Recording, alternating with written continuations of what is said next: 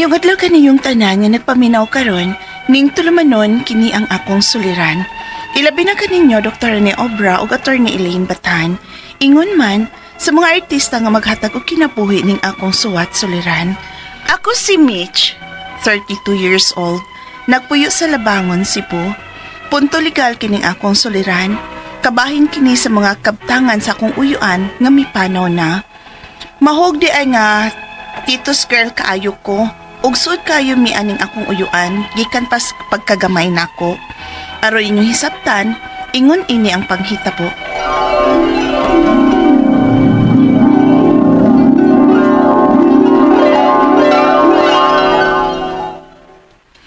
Paamin ako dito. Ay, kaluyan ka sa Ginoo, Mitch. Ay, Nyansa na ka dito. Muralagi kagikang naikontra. huwag ipada sa inahan sa akong anak ang akong apelyido. Hala? Nga naman dito? Wa ko mahibaw. Tingali kay pobre ra ko maong iya kong giingon ani. Mao ganit tingaling nakigbuwag siya nako. Dito? Nga kung buot hunaw-naon. Andam magid kaayo kong mubarog sa akong obligasyon ba? Andam kong buhaton ang tanan para niya ingon man sa among anak. Dito?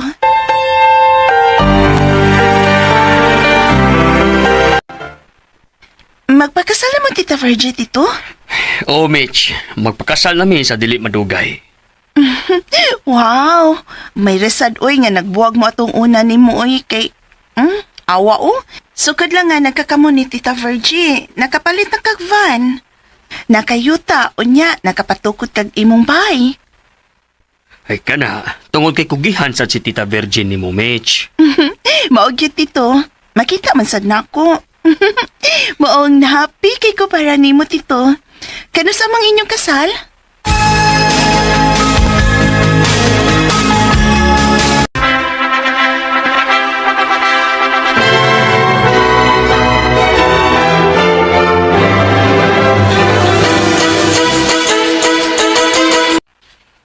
Oh, asa na masag ka? Wadto na sa kasimong tito. Magsamok-samok na sa ka dito sa ila. Tabangi ang imong mama din say iyang mga lihok kong dilis bay. Ato lang sagod ko sa ilang tito pa. Sige na pa. Magunsa man ka dito. Ikaw ba? Ayaw sigig samok-samok dito. Kay tingali bayag matanggong ng ilang mga buhatonon dito. Kay hapit ka dadlaw, imong naong tuara magyampugal dito. Mitch, anak. Ayaw nagsamuka silang tito ni mo dito sa ila. Mabdos na rabas tita Virgin ni mo. Basi nyo nagma-stress tungod ni mo. Kinibayhan na, sus. Mabdo si Tita Virgie ma? Hala? Naana day unya sila anak si Tito? Atuon ako ma. Awara? Bago pa gani pag-ingon ako nga ayaw, muadtog yun. Buta mong guna sila na ako ma. Ato na ko ma ha.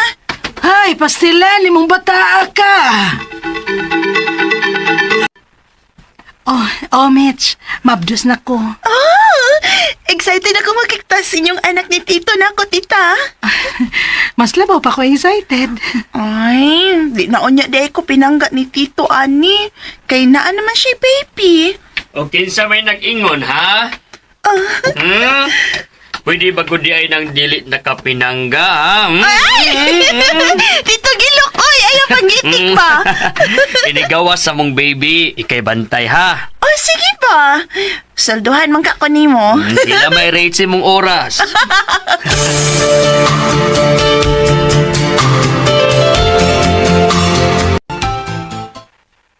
Unsa pa? Nagbuwag si Tito ug si Tita Virgie? Oh, Mitch.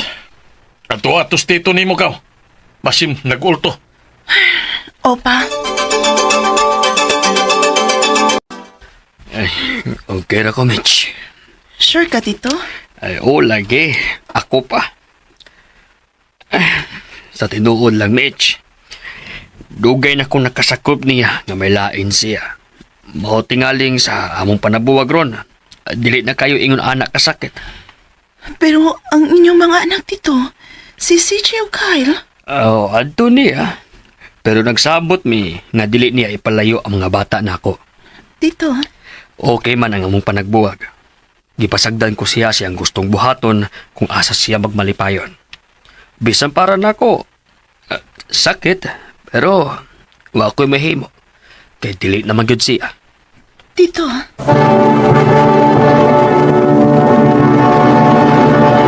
Tisha or rapping?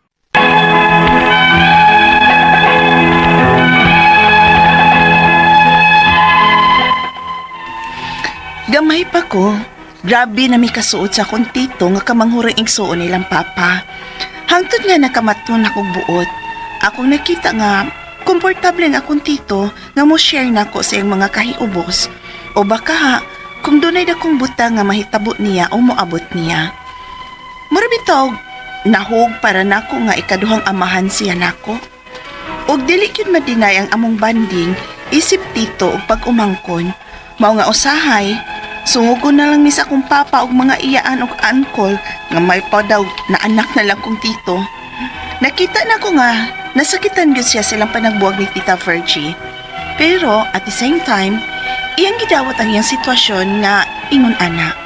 Unya, Mitch, pa? Mitch, Ngano ka? si tito nimo, gida sa ospital. Ha? Nga naman! Gyataki siya. Ayaw tagmaluwas lang ang tito nimo. Magampo lang ta. Ginoo ko! Asa na ospital si Tito pa?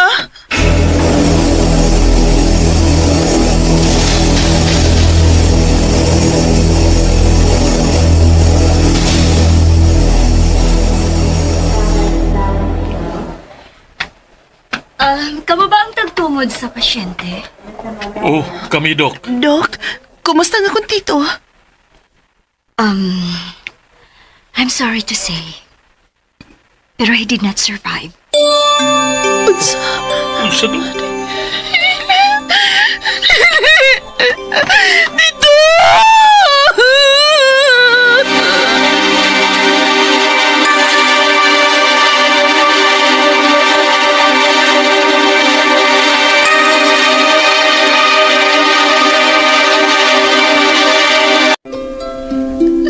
Tito! Tito! Nabiyak man ka! Mitch, husto na. Wala na tayo mahimo pa. Apa?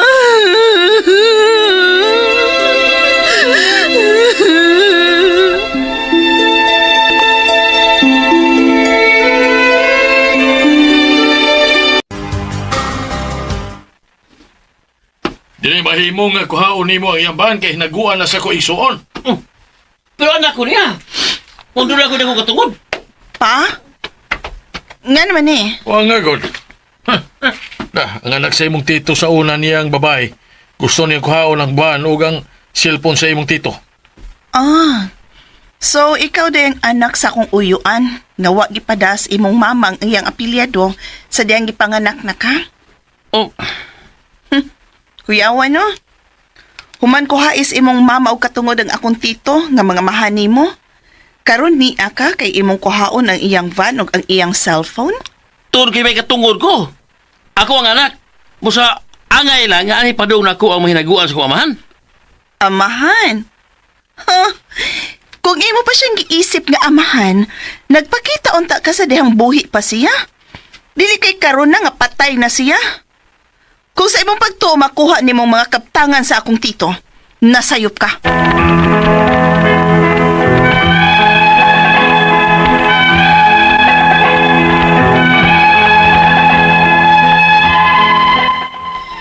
Grabe yun ang akong gibating kalagot sa anak sa unang babae sa akong tito.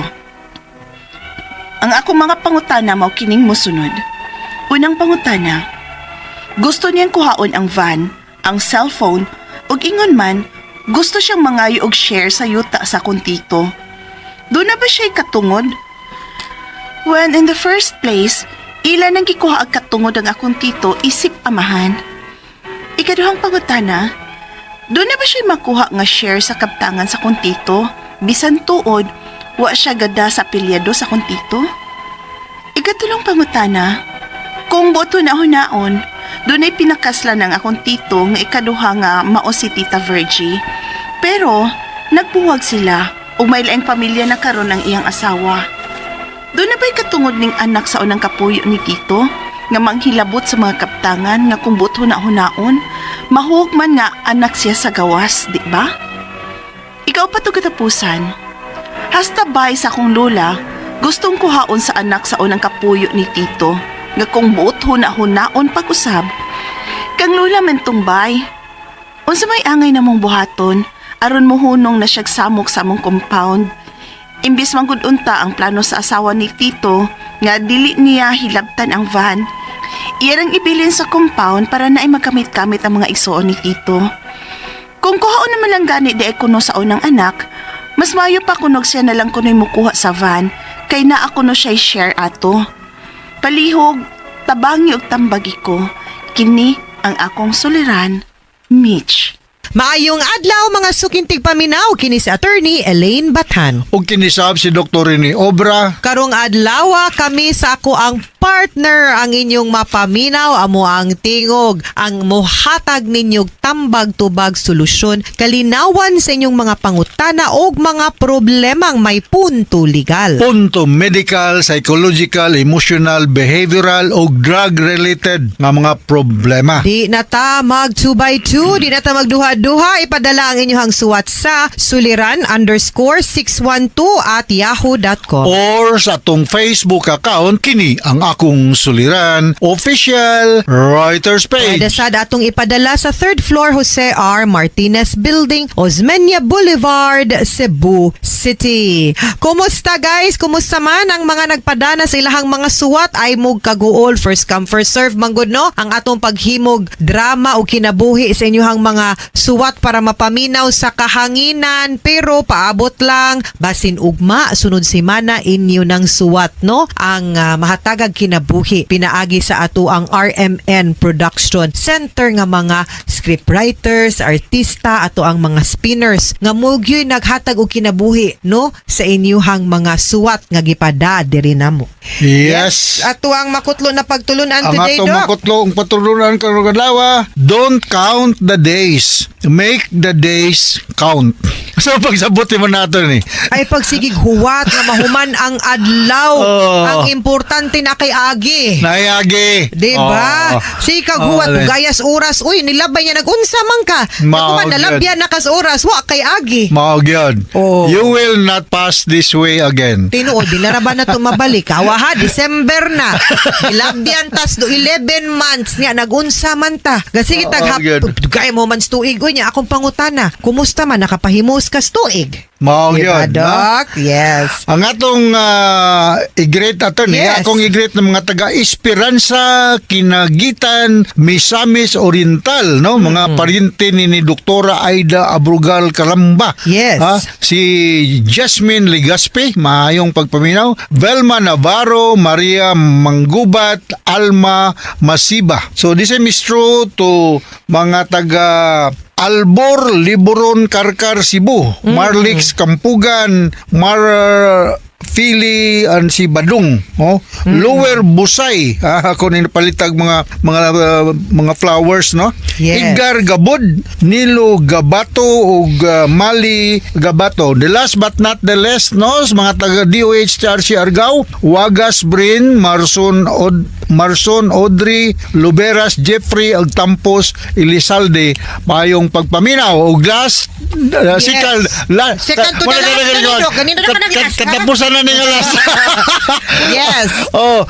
Si Carlos Caloy Asiro ug mga obra pamilya sa Tampos at Tomas Opos, Southern Leyte. Maayong pagpaminaw mga Musot family, maayong pagpaminaw. Ingon po si Beverly Padua de los Reyes nga mamiss good kuno niya nga muuli na siya og Pampanga. Di na siya ka-live sa programa sa DYHP. Pwede pa man. Anong dili ka ka-live Pwede. nga naaman tay DYHP RMN Cebu nga Facebook account? Yeah, anywhere in the world. Apo YouTube. Sige lang dili ma-live basta kay makapaminaw ra man gihapon ka pinaagi ato nga mga social media accounts nato. Ha? So ayaw ka, bala ka ayaw ka problema. Di maguol. Hi to Itching Camelio, Hila and Avelino, Talisik and to Rianel Cose. Thank you for always listening. Punto legal today, Doc? Punto legal today, no? Ang atong magtatampo, kinsa to si Kwan, JC. Mitch. Oh, yes.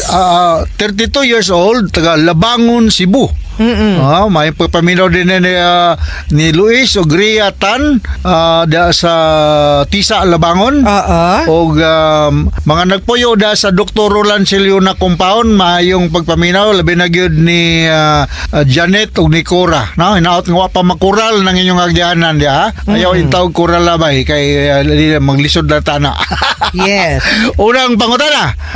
Gusto niyang kuhaon ang van, ang cellphone o gingon man gusto siyang mangayo og share sa yuta sa akong tito.